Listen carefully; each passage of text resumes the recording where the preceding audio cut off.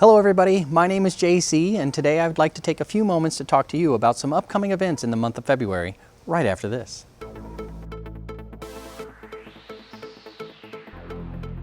Alright gang, welcome back. As you know, it's February, so right around the corner are a couple big events that you're going to need to prepare yourself for if you want to do well in this food and beverage services industry. The first one is the Super Bowl. Next week will be coming up in San Francisco, I believe. It'll be Denver versus the Carolina Panthers.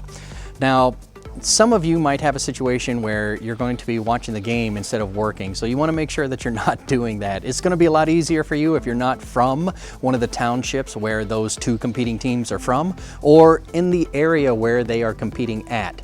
Because here in Phoenix, we have found that when the Super Bowl is taking place in the Valley, people become a little bit more distracted. Now, mind you, a lot of your guests are going to be a little bit more understanding because of the scope of the event, but what you want to do as a server is to make sure that the only time you're watching the game is when everybody is watching the game, a super highlight that might have just happened. You don't want to be sitting there watching every snap of every down to the negligence of your guests, okay? In fact, I might go as far as to say don't even pay attention to the game, but I know that's a hard hurdle to overcome. So it's understandable if you're going to be watching, but please, by all means, keep in mind that your primary purpose is to take care of your guests that are around you. Also, you don't want to lose your mind while the game is on, so be sure to watch it with a discerning eye and not so enthusiastically that you might utter a disparaging comment at the television or how the officials have done something terribly, terribly wrong, to put it mildly. If you do these things, your guests, depending on your environment, might not feel very highly of you after that, and your gratuity and tip share will presumably go down. If you're in an environment where all it is a bunch of your buddies coming in to visit you at your bar and everybody's watching the game anyway, then cater it to your clientele. But I assure you, it would be better to go with the service first, enjoyment of the game second mentality. I think that would be better suited for you, and I think you'll find that it'll reward you more so. The other event I would like to talk about in February is Valentine's Day. As you know or may not know, you should be prepared for several displays of public affection. Now, if that makes you feel uncomfortable and you were unable to request the day off or the evening off, as the case often is, then I would suggest doing your absolute best to pay attention to the guest's needs rather than the guest's actions. And by the end of the evening, hopefully they will provide for you in a similar fashion. You should also be prepared for situations where your guests may be there for the only significant dining event they're going to take for the year.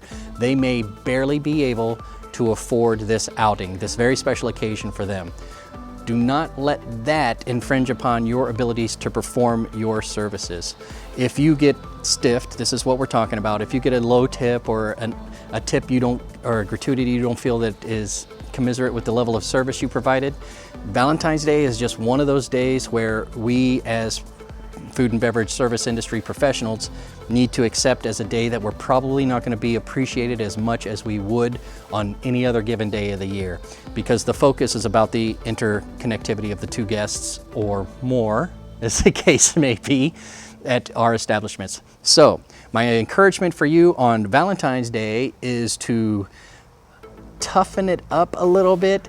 Try to do your very best to help people have their enjoyment. You may see somebody make a proposal on the spot, and it's not necessarily your responsibility to deal with the consequences of said moment, but do your best to be a good and diligent server at that time, and you will do very well, I would think.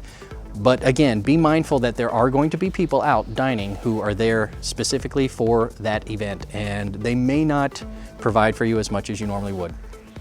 Muscle through it, muddle through it, whatever you need to do to get through it. Keep a smile on your face, try to. Go back and take a break in the cooler if you need to. Discuss it amongst your team members, your associates, if you will.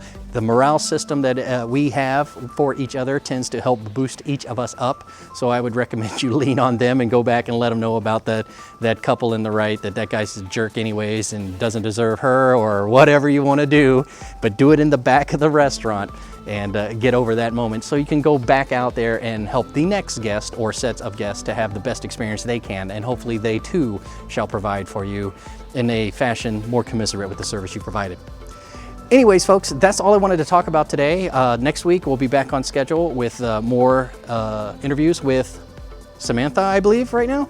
And after that, we'll talk a little bit in a couple weeks after Samantha's segment about what's going to happen in March. Here in the Valley, we have spring training and, of course, March Madness and, of course, spring break for a lot of people. So there's a lot of things to talk about that we're going to get to next month. I look forward to seeing you then. If you'd like to see that and you'd like this content, by all means, give us a thumbs up. If you'd like to see it, make sure you subscribe to this channel by clicking on my pixelated face, and you'll be subscribed to this channel.